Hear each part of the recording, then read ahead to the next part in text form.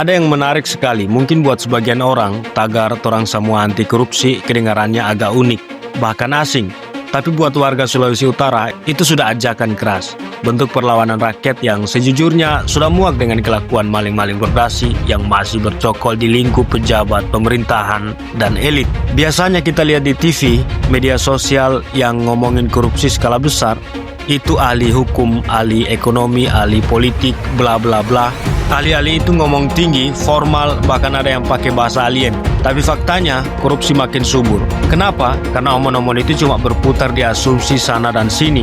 Spekulasi politik sosial, ekonomi ala Eropa, Amerika Serikat, bahkan China yang banyak produksi ketakutan dibesar-besarkan dan dirawat seperti pendapat emas yang perlukan sikap emas pula.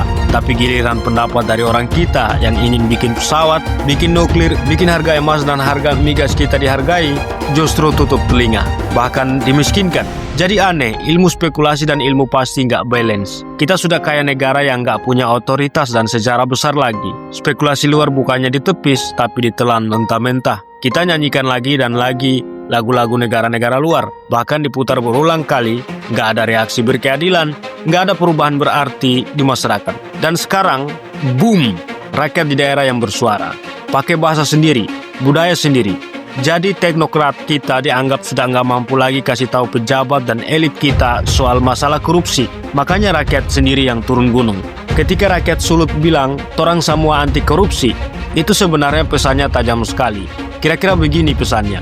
Hei elit Jakarta, kami tahu mana yang benar dan mana yang busuk. Kami nggak bisa dibodohi terus dengan penegakan hukum setengah hati dan janji-janji palsu. Kami capek, diam. Lo ngerti nggak? Sebenarnya itu demo kebangkitan nurani, kebangkitan akal sehat yang datang langsung dari rakyat. Terlepas nanti kayak gimana, tapi memakai identitas lokal pasti berangkat dari nilai-nilai luhur. Dan jangan main-main, karena kalau masalah korupsi terus dibiarkan, efeknya bisa kemana-mana. Ekonomi bakal hancur, kepercayaan publik bakal kolaps total, dan kita bakal selamanya jadi perusak di negeri sendiri. Sekarang fokusnya lagi di Corporate Social Responsibility alias CSR. Dana CSR dari perusahaan adalah tanggung jawab sosial yang sudah diatur undang-undang. Dan sekarang rakyat Sulut lewat LSM Rako ngegas. Mereka curigai dana CSR dari perusahaan-perusahaan gede, Bank Mandiri, BRI, BNI, Pertamina, Telkom, Bank Sulutgo, nggak transparan, bahkan mungkin diselewengkan.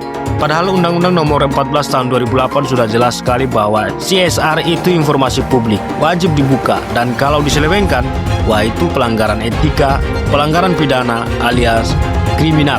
CSR harusnya untuk pendidikan anak-anak daerah, kesehatan masyarakat kecil, ekonomi lokal, lingkungan hidup, dan kesejahteraan sosial. Tapi kalau itu semua dikorupsi, maka perusahaan dan pemerintah berkhianat terhadap rakyat. Kita harus buka mata. Kalau mereka terus tutup-tutupin laporan CSR, pertanyaannya cuma satu. Apa yang kalian sembunyikan? Sekarang saatnya rakyat bersatu. Bersuaralah lebih keras. Jangan mau dibodohi pakai istilah teknis dan laporan formal yang nggak bisa diakses. Kalau kita diam terus, kita ikut jadi bagian dari daftar panjang masalah. Tapi kalau kita bersuara, setidaknya kita bisa jadi bagian dari solusi untuk masa depan generasi kita. Jadi, gimana menurut Anda? Ada kasus serupa di daerah Anda? Drop komen lo sekarang.